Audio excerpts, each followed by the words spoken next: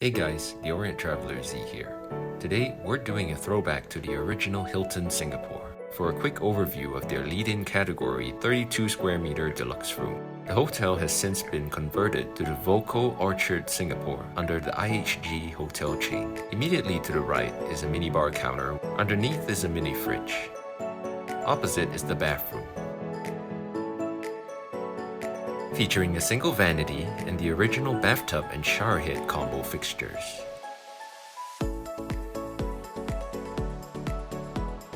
Deluxe rooms have either twin beds or a king-size bed seen here.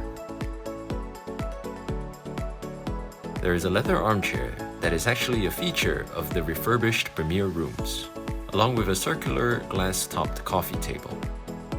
The writing desk is large and of steel and glass construction, while the TV has been updated to a newer model.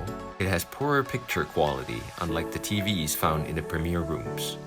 I hope you have enjoyed this throwback video to the original Hilton Singapore. If you liked our content and would like to see more, please do drop us a like and subscribe to the channel.